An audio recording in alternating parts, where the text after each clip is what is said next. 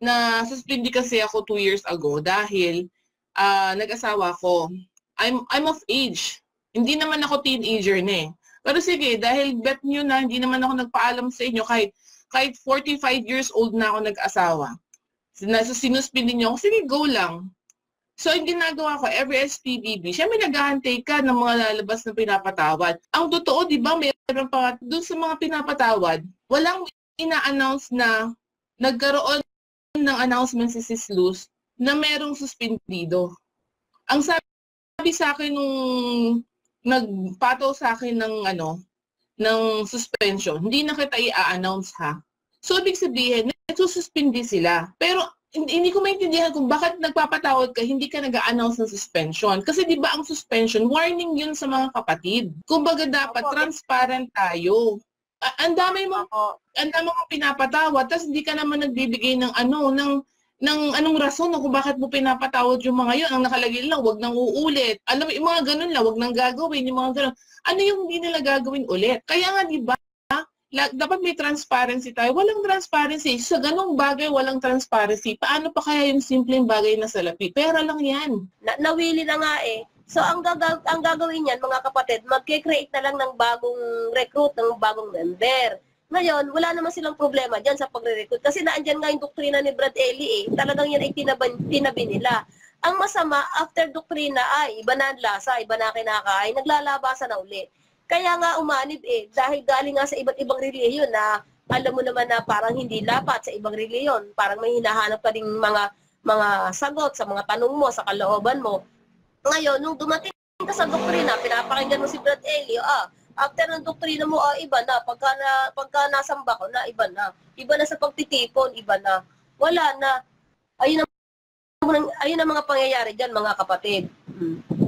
Accept po ulit kita, sis. Sige po. Maganda pang may kasama ako dito at ako inaantok. Kung hindi, magagalit na naman ako. Wala na talagang bait ang mangyayari dito. Kapatid, ay sis. Hello sis, kumusta ayun, po? Ito, buti malakas. Ay, opo, malakas naman po sis.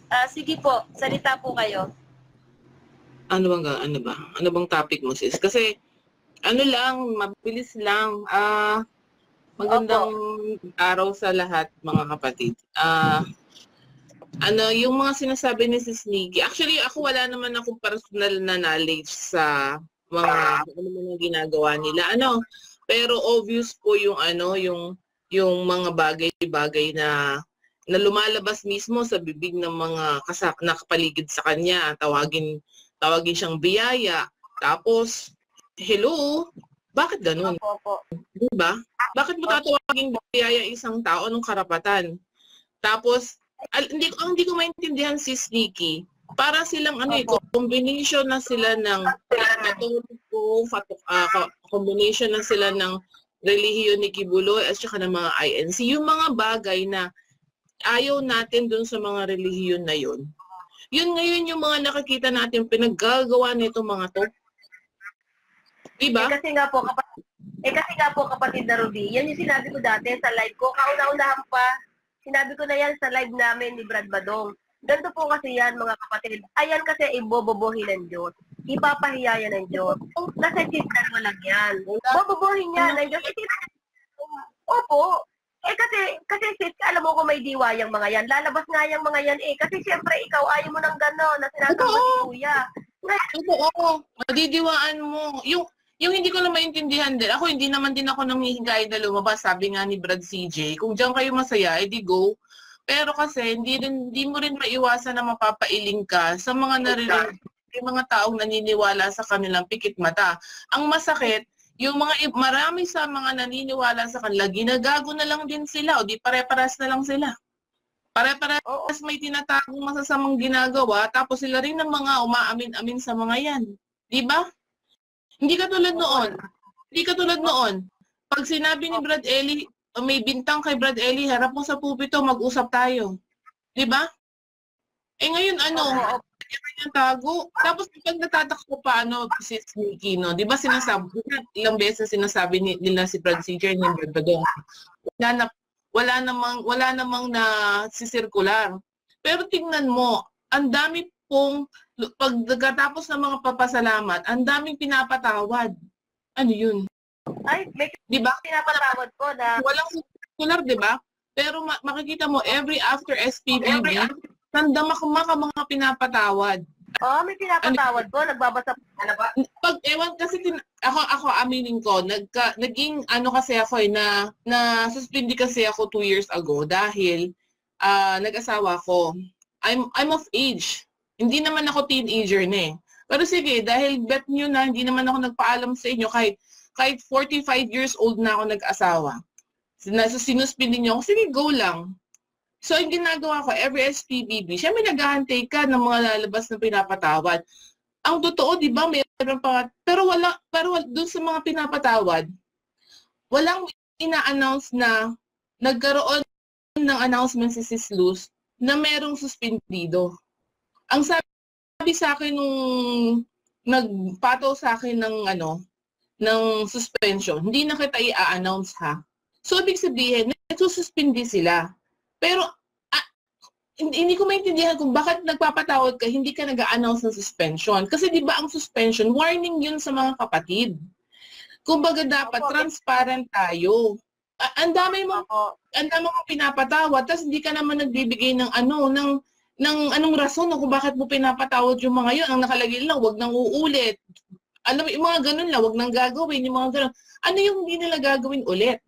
Kaya nga, di ba, dapat may transparency tayo. Walang transparency. Sa ganung bagay, walang transparency. Paano pa kaya yung simpleng bagay na salapi? Pera lang yan. Pandaraya nga po yan. Ayan diba? Po nangyari dyan. Pandaraya po yan sa iglesia. Diyan po pumasok yung demonyo sa iglesia.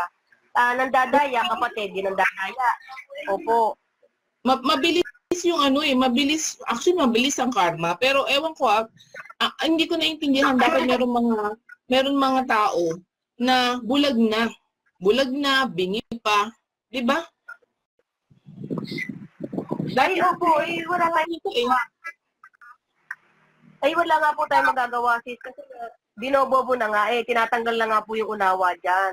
Hindi na nila yung mamamalayan. Ngayon, yan ipakitang tao na lang. Duri mo, nagpapatawad ka, wala ka namang sinususpended, di ba? Ganun yun, sa intindi ko sa iyo, kapatid no?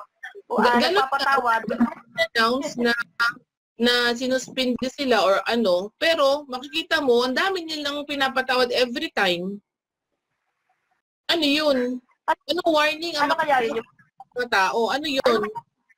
Baka yun yung mga dating suspendido dahil nawawala na nga ng miyembro dahil pagka suspendido, hindi nag-aabuloy bawal mag-abuloy So, ang gagawin na nga nila, patatawarin na nila para dumami. Hindi kaya ganon. Hindi ko alam, pero sa tagal, ako matagal. Asawa ako ng 2023 Tapos recent lang nila ako napatawad even after 2 years, pero more than almost 1 year na ako nag-submit ng lift. Pero hindi naman sa naintindihan ko 'yun. Hindi naman ako gumawa ng bagay na dapat kong ikaano sa impyerno, alam mo 'yun? Pero bakit yun, pero bakit gano'n bakit gano'n napakatagal? Pero hindi consistent doon sa dati, hindi transparent doon sa dati. Tapos yung mga ibang sinasabi mo diyan sis na maraming pera, ganyan, yung mga whatever property nila.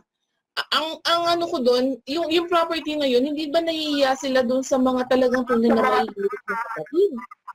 Kung magbabahay-bahay lang talaga sila, marami talaga. Tapos yung mga sinasabi ko, social media, yung mga bagay na dapat ay pinagpagura ng iba, ikaw ang nagpasasa? Ano ba yun? Wala, hindi na nila yun. Ayun na nga tinatawag ano na nga, yung naggalid na. Kumbaga parang wala na. Wala na sis. Hindi nila yung naunawaan na talagang kagarapalan na yan. Yan yung tinatawag na aso, yung asong matatakaw, yung asong walang kabusugan. Yan na yan. Kahit ikaw yung maghirap, miyembro, magtataas pa yan, gagawa pa yan gagawa pa yan ng parang pagkaperahan na umakyat yung pera doon sa kanilang puno. Gagawa pa yan, kaya nga may mga pamimerang nangyayari sa iglesia. Magtataas ka ng pera, pataas. Pero yung pera ni Daniel Rason, hindi bababa yan. Hindi patarget, no?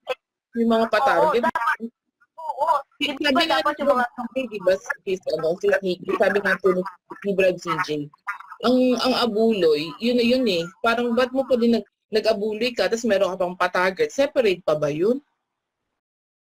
Ayun nga po ang sinabi nung kapatid na nakausap ko. Sabi, ang alam ko, sis, ang abuloy, ito na lang. Dinala ko nila. Sa dami naman natin nag-aabuloy Talagang, kumbaga parang sapat na kung tutuusin mo. Kaya lang, anong nangyari, sis, sa kanila mga kapritsyo, mga luho, humirit na ng humirit. Pamimera tawag dyan. May narinig ako, sis, nung minsan, sis, halimbawa, ewan ko kung sino nagsabi saan lokal yun. Basta, ma-worker siya, sabi niya, o meron po tayong ganito ganyan, meron po tayong target, ganyan-ganyan.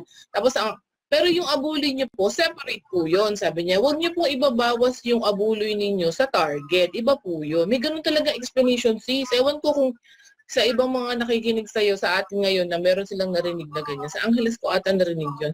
Basta ang sabi niya, pag ang abuloy ninyo, secret yon sabi niya. Pero wag niyo na pong babawasan yung abuloy niyo para makapaghulog kayo sa target natin, sa concert. Tsaka yung mga concert na yan, ano bang nadadagdag sa kaluluwa sa kaligtasan natin yan? May nadadagdag ba? Wala yan. Gawain na nga yan ni Kuya. Wala kang magagawa. Tutulog-tulog tong mga nasa loob. Gawain na yan ni Kuya. Ano ba yung concert? Bibili ka ng napakamahal na concert. Para saan nga yun? Saan gagawin yun? Wala namang pangangaral. Wala na yan. Pamimera. Oo. Diba, imagine mo, di ba, mag-iimbita ka sa doktrina, no? Tapos ano pang pang-iimbita mo? Tara, nood tayong concert? Punta tayong KTR, mag-adventure tayo. Ano? Kasi nga, pagka yung doktrina nga, sis, ang papakinggan mo, tama, yon aral ng Kristo. Pero after nun, wala na.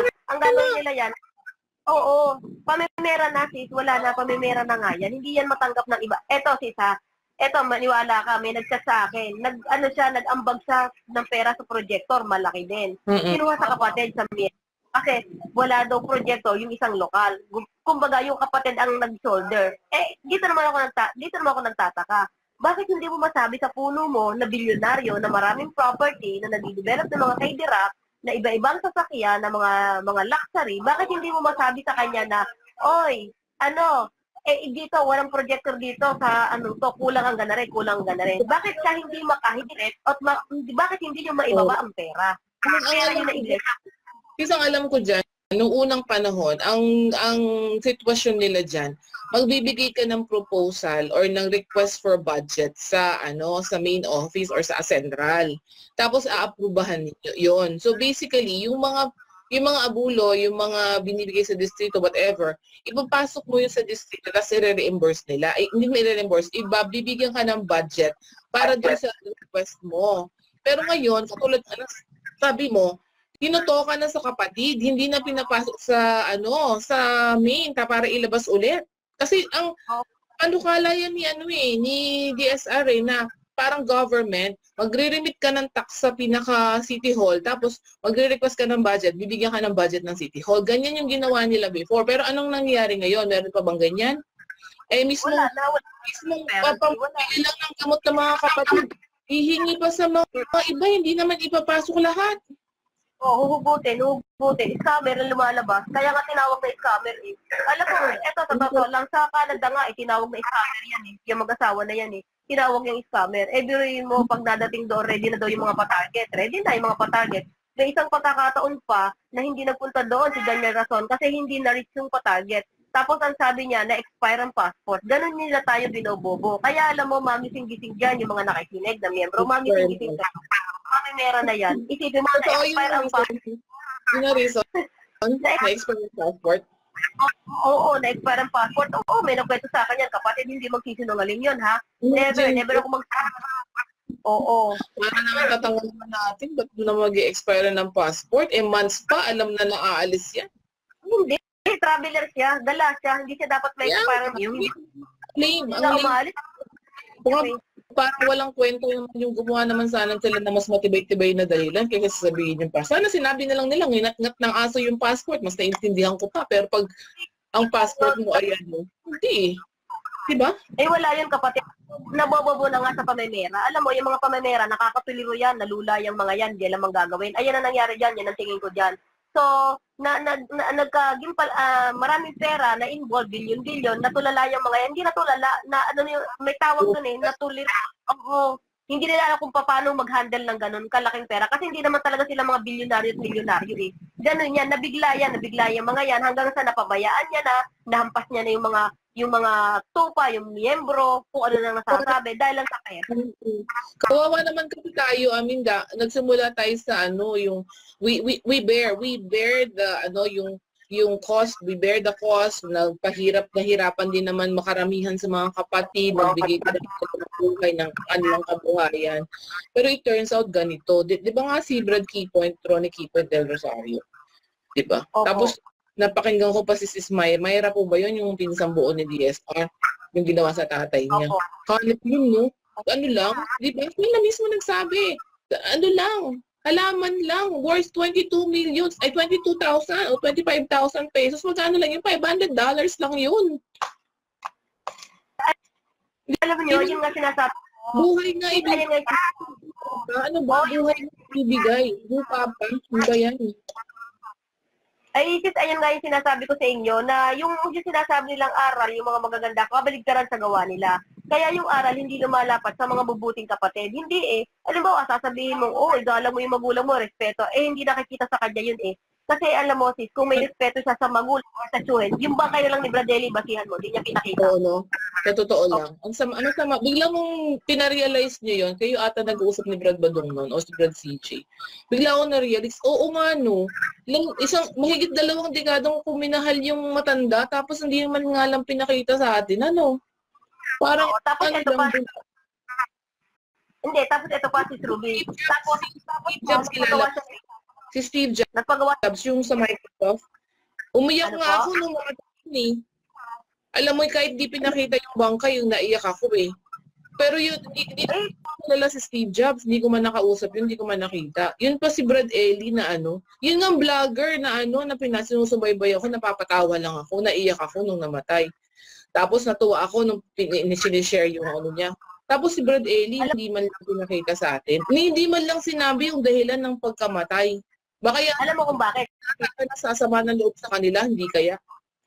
Alam mo kung bakit? Si Daniel Rason ang tiktik sa iglesia. Malamang.